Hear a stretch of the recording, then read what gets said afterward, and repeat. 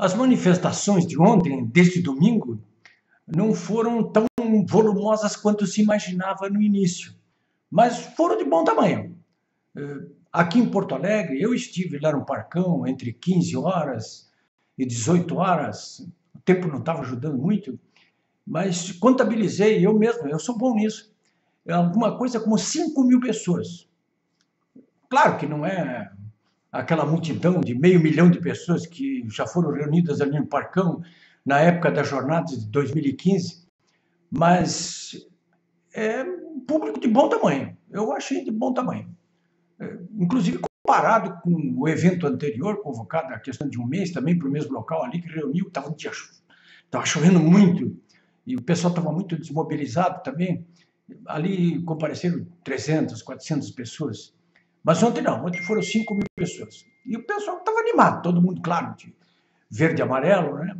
E a consigna principal ali foi Fora STF. Já vou falar sobre essa consigna do Fora STF, mas ainda quero fazer um registro a respeito do público, que podia ter sido maior em Porto Alegre, na Avenida Paulista mesmo, tinha muita gente, mas não longe daqueles 2, 3 milhões das jornadas de 2015.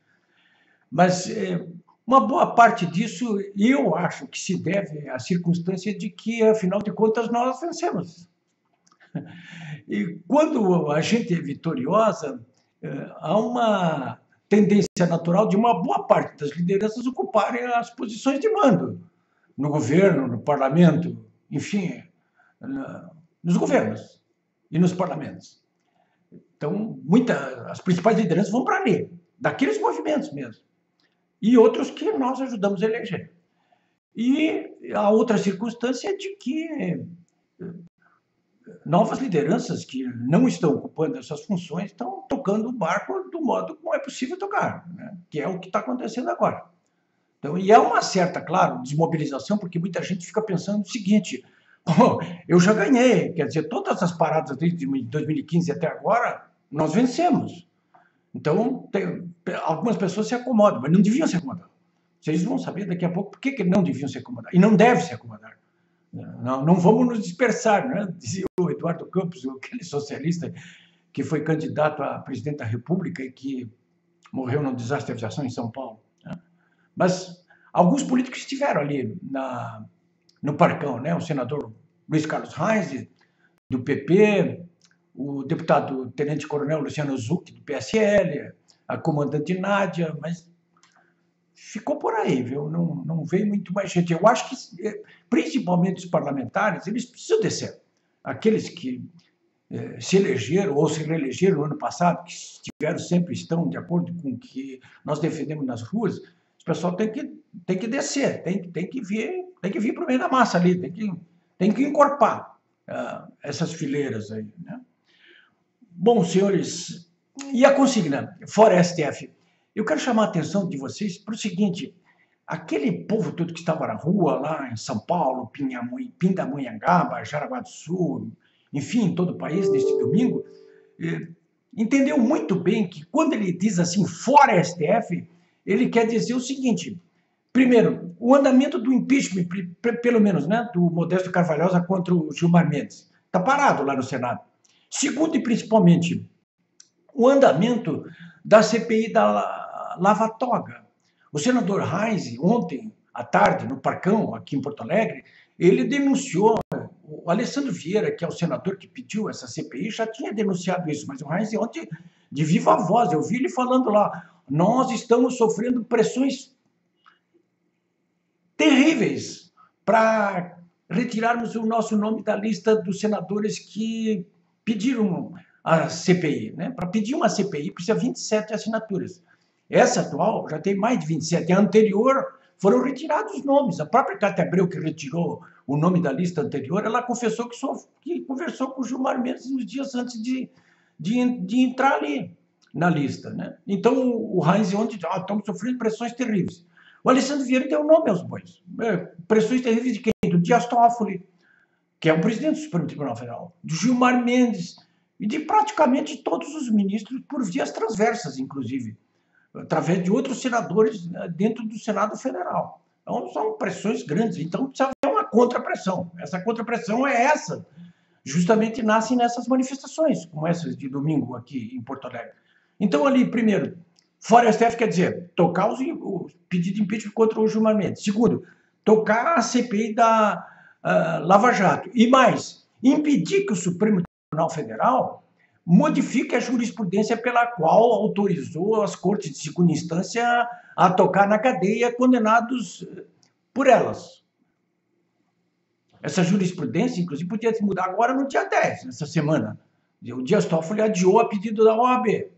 Muita gente me questionou ontem no Parcão, mas por que o que tem por trás dessa decisão do Dias Toffoli do Supremo de marcar para mais adiante aí esse julgamento dessa mudança da jurisprudência? O que tem por trás disso aí? Se é a pressão nossa aqui da sociedade? Uma parte sim, mas não fiquemos tão contentes assim. Também não é tanto assim. Mas aí alguém me disse, mas então foi os generais. Pode ser também, entende? Mas o que mais que foi? Olha, tudo isso junto, sim, não tenha dúvida. Mais, né? Pressões, há muita... O Supremo está ali, olha, com bafo quente na nuca. Eles estão com problemas aí com a população brasileira, que está pedindo, nunca vi um conjunto enorme da população brasileira gritar fora STF, como está gritando agora. Então, eles estão com as barbas de molho ali. Mas o STF está manobrando também, quando adia essa decisão sobre a jurisprudência aí. Está manobrando por quê? Porque está esperando que o Superior Tribunal de Justiça, o STJ, julgue o recurso do Lula sobre a condenação dele em primeira e segunda instância no caso do triplex de Guarujá. O Superior Tribunal de Justiça já podia ter julgado esse recurso aí. Está para julgar a qualquer momento. A informação que se tem é de que se o STJ julgar esse recurso do Lula, vai acabar mandando soltar o Lula.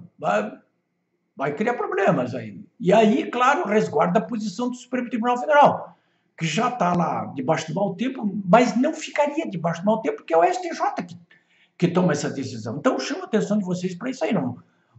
Muita atenção aí, não é só fora STF, não. Tem o STJ que está 1 grau apenas abaixo do Supremo Tribunal Federal, né? Claro que depois do STJ ainda tem recurso para o Supremo, mas se não passar ali, é claro que não vai passar no STF, né? Porque o STF está louquinho para libertar o Lula. Então, mas está esperando que esse trabalho sujo seja feito a ele pelo STJ. Então, só para concluir aqui esse comentário que estou fazendo hoje, nessa segunda-feira com vocês, a respeito das manifestações de ontem, esse fora STF, eu quero colocar uma questão que eu não tenho visto ninguém colocar até agora, mas é preciso que a gente elabore a massa crítica e pense no seguinte: quando você diz assim, fora STF, você não está apenas pedindo que o Gilmar Mendes tenha o seu impeachment julgado, que a CPI da Lava Toga seja instalada, que o Supremo Tribunal Federal não julgue essa questão da jurisprudência em favor do Lula. Vocês prestem atenção bem nisso aí, porque está em jogo aí a própria sobrevivência do governo Bolsonaro.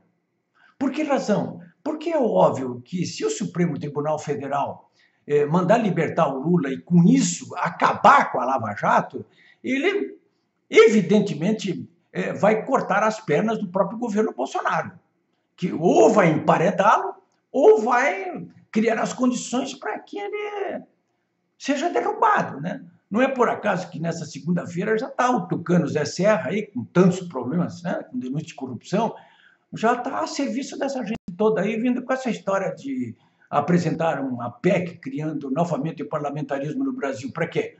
Para enquadrar o Bolsonaro, como o parlamentarismo em 61 enquadrou o Jango. Isso aí é uma velha história. E a história, vocês sabem, só se repete como farsa, né? É isso que eu tinha para dizer para vocês dessa segunda-feira, que está começando a semana agitada. Depois eu quero falar para vocês no próximo comentário sobre esse primeiro aniversário do Lula na cadeia.